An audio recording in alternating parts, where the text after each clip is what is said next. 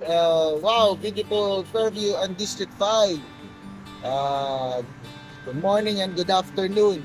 Buksan na Kuya Nico, saan pa tayo ngayon? Ngayon, nasa ano tayo? Vietnam Parliament Building. Ano to, bagong-bago, 2014 na 2014 na tayo.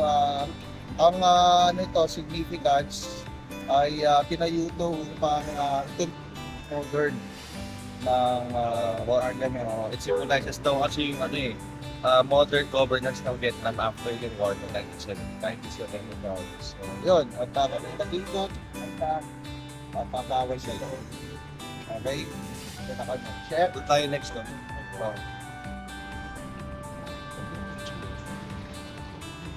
At welcome to Fairview at District 5. Nasaan pa tayo ngayon, Nico? Nasa ano tayo, Vietnam Historical Museum, Military Museum.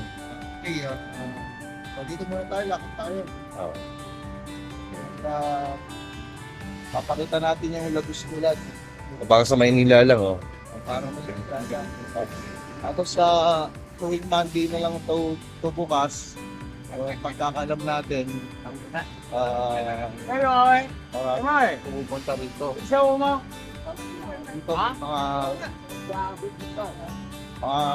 ginamit sa gera.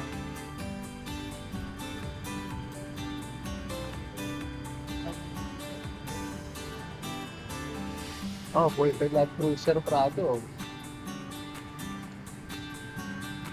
Yung mga mga jet na Hindi lang tayo makapasok ngayon kasi Monday and Friday lang pala bukas yung museum. Hindi, Friday na yun. Friday. Wala ngayon. Monday pala, Monday. Yan. Mga ginamit. Ang tagal din pa lang nagkagera rito. Okay. Pero ayun, napaganda nila. Yung to, space, oh. Malaki. Wow. Oh, yeah. So, parang ano ba, ano? Doneta? Oo nga. Kung nasa Maynila lang tayo. Tapos ito, nilulunod. Para lang sa Doneta nga, oh. Tapos Lagos nila, diba? Yan, at sayang, sarado. Research na lang natin na yung aeroplane.